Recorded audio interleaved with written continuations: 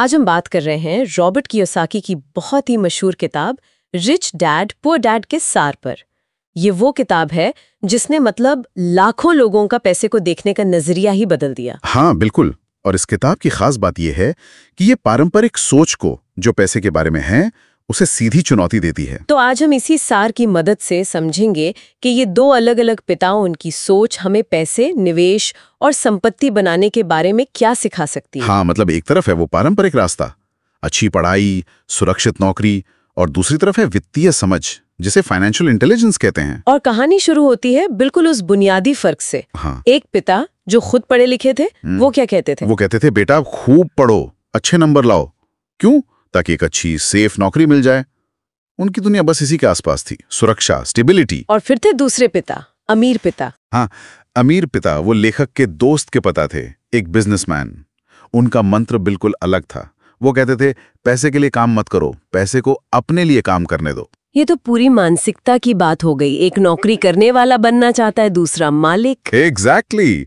अमीर पिता ने पैसा कमाना असल दुनिया में सीखा था, सिर्फ किताबों से नहीं। तो इस सार से जो पहली और शायद सबसे अहम सीख निकलती है वो है वित्तीय साक्षरता, फाइनेंशियल लिटरेसी। बिल्कुल। स्कूल हमें इतिहास, भूगोल, विज्ञान सब सिखाते हैं, पर पैसा कैसे काम करता है, निवेश क्या है, संपत्ति कैसे बनती है, ये कौन सिखाता है? शायद ही कोई। हाँ, और कियोसाकी इसी पर बहुत जोर देते हैं। वो कहते हैं पढ़ना लिखना जरूरी है, हाँ, लेकिन पैसे के मामले में सफल होने के लिए वित्तीय शिक्षा उससे कई ज्यादा जरूरी है। और ये वो ज्ञान है जो अमीर लोग अपने बच्चों को देते हैं, जो शायद आम घरों में नहीं मिलता। सही कहा। और इसी वित्तीय शिक्षा का एक कोर कॉन्सेप्ट है संपत्ति यानी एसेट्स और खर्चे यानी लायबिलिटीज के बीच का फर्क समझना। ये सुनने में तो बड़ा आसान लगता है, संपत्ति और खर्चे। हाँ, पर किताब इसे बड़े साफ तरीके से समझाती है। देखो, संपत्ति वो है जो आपकी जेब में पैसा डालें, सीधा सा नियम। जैसे कोई प्रॉपर्टी जिसे किराया आ रहा हो, वो संपत्ति है। स्टॉक्स हैं, बॉन्ड्स हैं जिनसे डिविडेंड या ब्याज मिले, वो भी संपत्ति है। कोई बिजनेस जो आपको पैसा कमा कर दे। और खर्चे? खर्चे वो जो आपकी जेब से पैसा निकालें, जैसे कार लोन की किस्त, क्रेडिट कार्ड का बिल, घर का लोन। अरे घर का लोन? पर घर को तो हम अपनी सबसे बड़ी संपत्ति मानते हैं। ये थोड़ा मतलब। हाँ, ये थोड़ा चौंकाता है ना।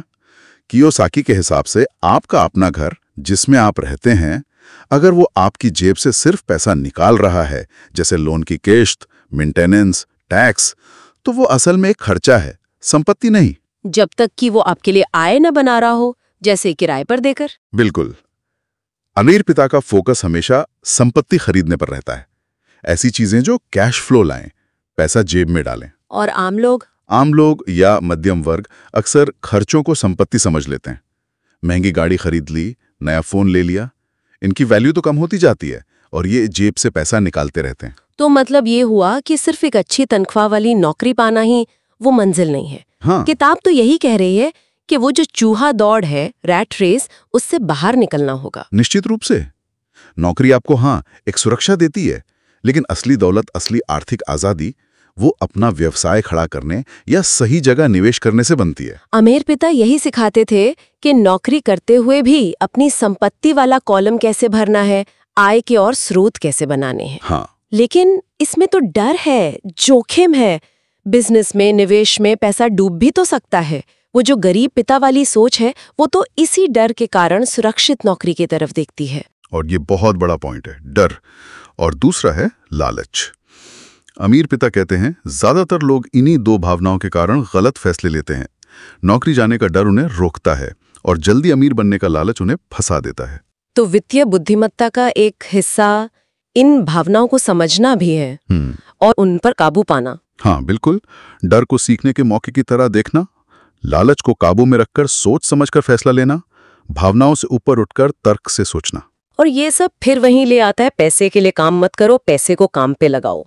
स्मार्ट निवेश, अपना बिजनेस, यही तरीके हैं। और इसके लिए सीखते रहना पड़ेगा लगातार। किताब कहती है सबसे अच्छा निवेश है खुद पर किया गया निवेश। किताबें पढ़ो, सेमिनार्स अटेंड करो, सफल लोगों से मिलो, सीखो। आपका दिमाग ही आपकी सबसे बड़ी संपत्ति है। वो एक उदाहरण भी था ना किताब में, 10,000 रुपए का क्या करें। हाँ, अच्छा याद दिलाया।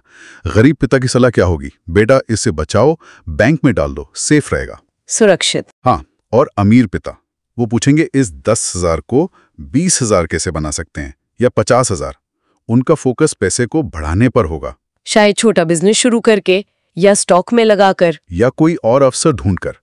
वो पैसे को एक कर्मचारी की तरह देखते हैं जिससे काम लेना है। तो अगर हम इस पूरी चर्चा को समेटें तो निचोड़ क्या निकलता है? सिर्फ मेहनत करना या अच्छी डिग्री लेना काफी नहीं है। नहीं, वो आर्थिक आजादी की गारंटी नहीं है।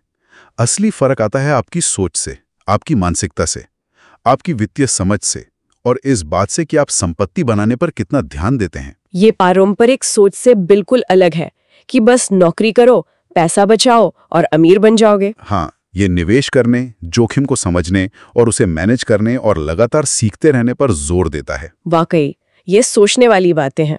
तो चलिए जाते जाते अपने सुनने वालों के लिए एक सवाल छोड़ते हैं।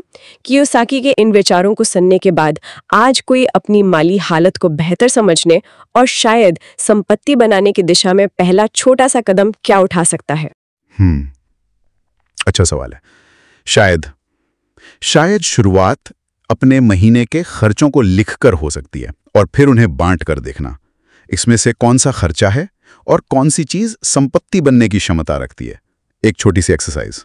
हाँ, ये एक अच्छी शुरुआत हो सकती है, अपने कैश फ्लो को समझना